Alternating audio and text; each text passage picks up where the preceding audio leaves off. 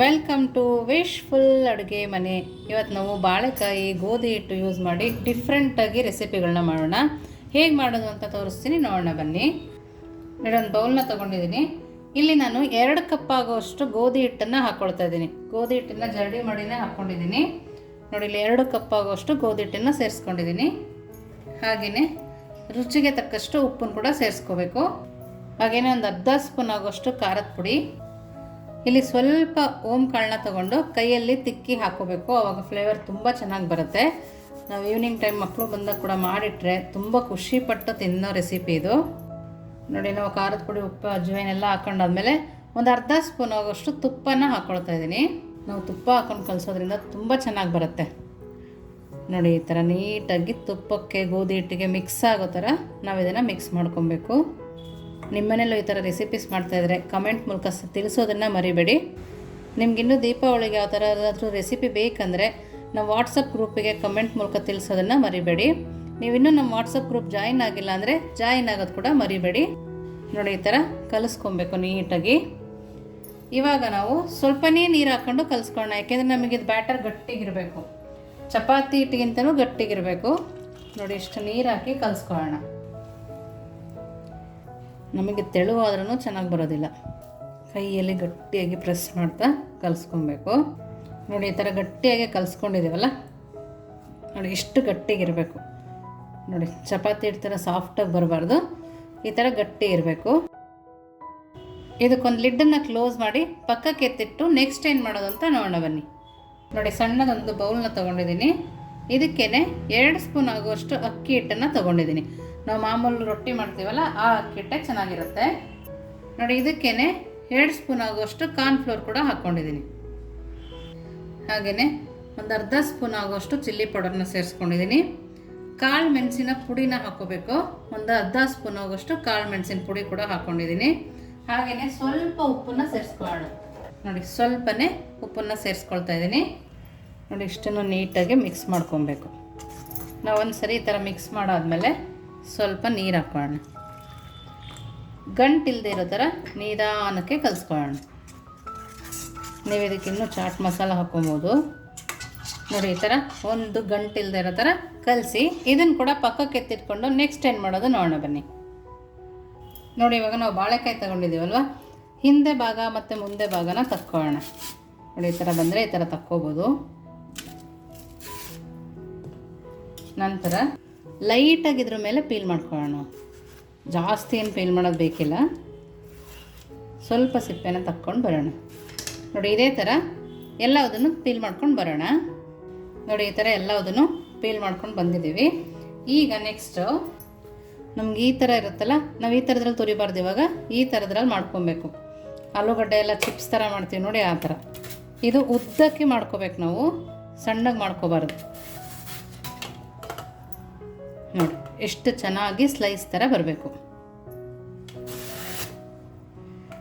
ನೋಡಿ, ಎಲ್ಲದನ್ನು ನಾವು ಇದೇ ಥರ ಮಾಡ್ಕೊಂಡು ಬರೋಣ. ನೋಡಿ, ಎಲ್ಲದನ್ನು ಅದೇ ಥರ ಪೀಲ್ ಮಾಡ್ಕೊಂಡು ಬಂದಿದ್ದೀವಿ. ನೋಡಿ, ಇವಾಗ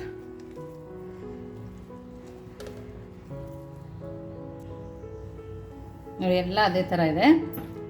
ಈ ಥರ ಮಾಡಿಕೊಂಡು ನಾವು ನೀರೊಳಗಡೆ ಹಾಕ್ಕೊಳ್ಳೋಣ. ನೋಡಿ, ಈ ಥರ ನೀರಲ್ಲಿ ಹಾಕ್ಕೊಬೇಕು. ಬಾಳೆಕಾಯಿ ಬೇಗ ಕಪ್ಪಿಡೋದ್ರಿಂದ ನಾವು ನೀರಲ್ಲಿ ಹಾಕಿಟ್ಟಾಗ ನಾವು ಲೇಟಾಗಿ ಮಾಡಿದ್ರೂ ನಡೆಯುತ್ತೆ, ಅದು ಕಪ್ಪು ಹೊಡೆಯೋದಿಲ್ಲ. ನೋಡಿ, ಇವಾಗ ಇಷ್ಟಾಗಿದೆ ಅಲ್ಲ. ನೋಡಿ, ಈ ಬಾಳೆಕಾಯಿ ಇದೆಯಲ್ಲ, ಇದನ್ನು ತಗೊಂಡು ನಾವು ಈ ಶೇಪಲ್ಲಿ ಮಾಡ್ಕೊಳ್ಳೋಣ. ಟೂತ್ ಪಿಕ್ಕಿಂದ ಚುಚ್ಚಿ ಈ ಥರ ಸ್ವಲ್ಪ ಫ್ರೀ ಮಾಡ್ಕೋಬೇಕು. ನೋಡಿ, ನಾವು ಈ ಥರ ಮಾಡಿಕೊಂಡು ಎಲ್ಲದನ್ನು ಒಂದು ಪ್ಲೇಟಿಗೆ ಹಾಕ್ಕೊಳ್ಳೋಣ.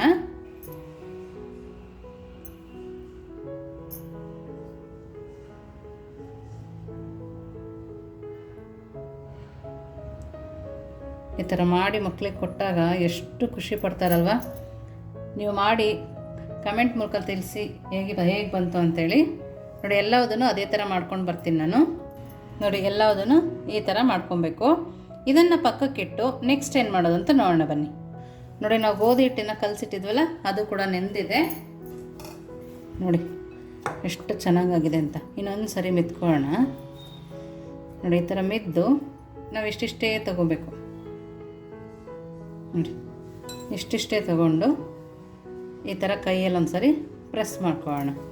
ಪ್ರೆಸ್ ಮಾಡಿಕೊಂಡು ನಾವು ಈ ಬೋಂಡ ಎಲ್ಲ ತೆಗಿತೀವಲ್ಲ ಅದ್ರ ಮೇಲಿಟ್ಟು ಈ ಥರ ಪ್ರೆಸ್ ಮಾಡೋಣ.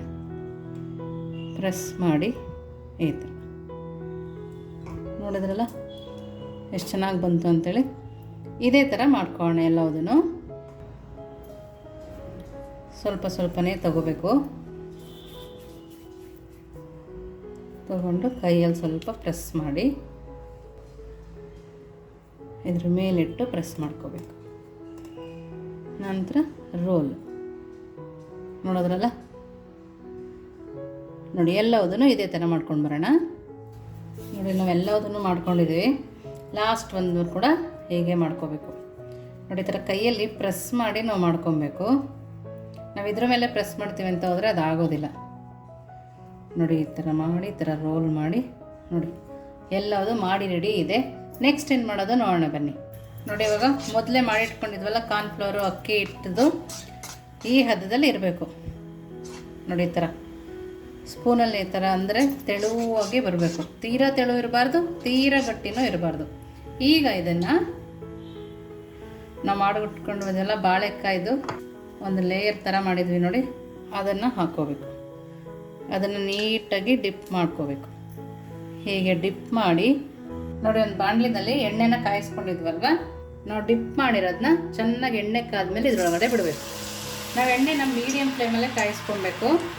ನಾವು ಡಿಪ್ ಮಾಡುವಾಗ ಕೂಡ ನೀಟಾಗಿ ಹತ್ತೋ ಥರ ಡಿಪ್ ಮಾಡ್ಕೋಬೇಕು. ನಾನಿವಾಗ ಮೀಡಿಯಮ್ ಫ್ಲೇಮಲ್ಲಿ ಇಟ್ಕೊಂಡಿದ್ದೀನಿ. ನಾವು ಮೀಡಿಯಮ್ ಫ್ಲೇಮಲ್ಲಿ ಇಟ್ಕೊಳ್ಳೋದ್ರಿಂದ ನಾವು ಡಿಪ್ ಮಾಡೋವರೆಗೂ ನಿಧಾನಕ್ಕೆ ಬೇಯ್ತಾ ಇರುತ್ತೆ. ನೋಡಿ ಇವಾಗ ಎರಡೂ ಕಡೆ ಬೇಯಿಸ್ಕೊಬೇಕು. ತುಂಬ ಕ್ರಿಸ್ಪಿಯಾಗಿ ಬರುತ್ತೆ. ನಾವು ಆಲೂಗಡ್ಡೆಲಿ ಕೂಡ ಇದೇ ಥರ ಮಾಡ್ಕೋಬೋದು.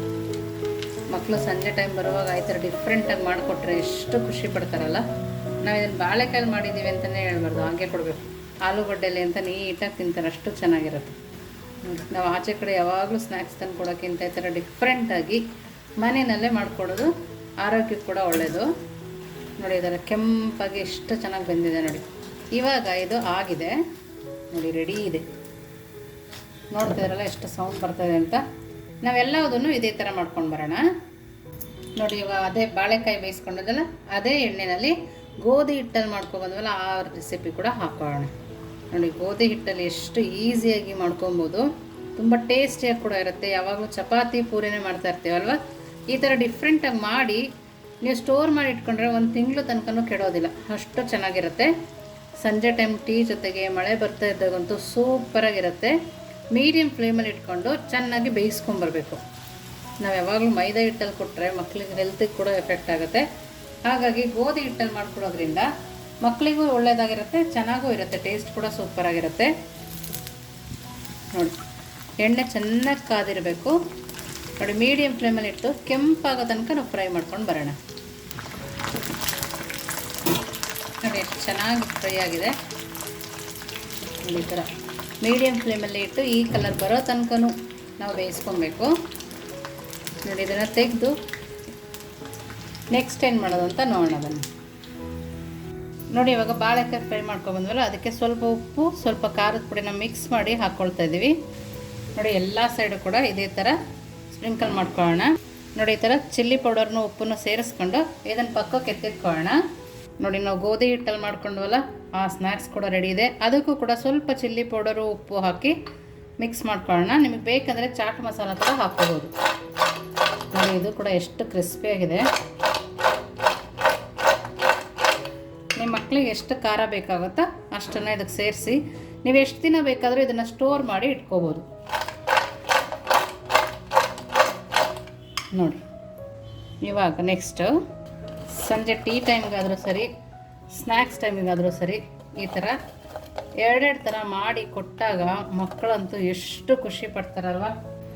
ನೋಡಿ ನಮ್ಮ ಸ್ನ್ಯಾಕ್ಸ್ ಅಂತೂ ಗರಿ ಗರಿ ಗರಿ ಅಂತ ಇದೆ. ನೀವು ದೀಪಾವಳಿ ಸ್ಪೆಷಲ್ ಕೂಡ ಇದೇ ಥರ ಮಾಡ್ಕೋಬೋದು. ನೋಡಿ ನಮ್ದು ಮಾಡಿ ರೆಡಿ ಇದೆ. ನೀವೇ ನೋಡ್ತಾ ಇದ್ದೀರಲ್ಲ ಎಷ್ಟು ಚೆನ್ನಾಗಿ ಬಂದಿದೆ ಅಂತೇಳಿ. ನೀವು ಕೂಡ ಸುಲಭವಾಗಿ ಮನೆಯಲ್ಲೇ ಮಾಡ್ಕೊಬೋದು. ನೋಡಿ ಇವಾಗ ಇದಿಷ್ಟು ಕ್ರಿಸ್ಪಿಯಾಗಿದೆ ಅಂತ ನಿಮಗೆ ತೋರಿಸ್ತೀನಿ. ನೋಡಿ, ನೋಡ್ತಾ ಇದ್ದೀರಲ್ಲ, ತುಂಬಾ ಕ್ರಿಸ್ಪಿಯಾಗಿದೆ ನೋಡಿ. ಟೇಸ್ಟ್ ಕೂಡ ಸೂಪರಾಗಿ ಬಂದಿದೆ ನೋಡಿ. ಇದು ಕೂಡ ನೋಡ್ತಾ ಇದ್ದೀರಲ್ಲ ನೋಡಿ, ಎಷ್ಟು ಚೆನ್ನಾಗಿದೆ. ನೀವು ಒಂದು ತಿಂಗಳು ಬೇಕಾದರೂ ಸ್ಟೋರ್ ಮಾಡಿ ಇಡ್ಬೋದು. ಇದ್ರ ಟೇಸ್ಟ್ ಕೂಡ ತುಂಬಾ ಚೆನ್ನಾಗಿದೆ. ನೀವು ಒಂದ್ಸರಿ ಮನೇಲಿ ಮಾಡಿ ಹೇಗೆ ಬಂತು ಅಂತ ವಿಶ್ಫುಲ್ ಅಡುಗೆ ಮನೆಗೆ ಕಮೆಂಟ್ ಮಾಡೋದನ್ನು ಮರಿಬೇಡಿ. ನೀವಿನ್ನೂ ನಮ್ಮ ಚಾನಲ್ ಲೈಕ್ ಮಾಡಿದ್ದನ್ನು ಲೈಕ್ ಮಾಡಿ, ಶೇರ್ ಮಾಡಿ, ಸಬ್ಸ್ಕ್ರೈಬ್ ಮಾಡಿ ವಿಶ್ಫುಲ್ ಅಡುಗೆ ಮನೆಗೆ. Thank you.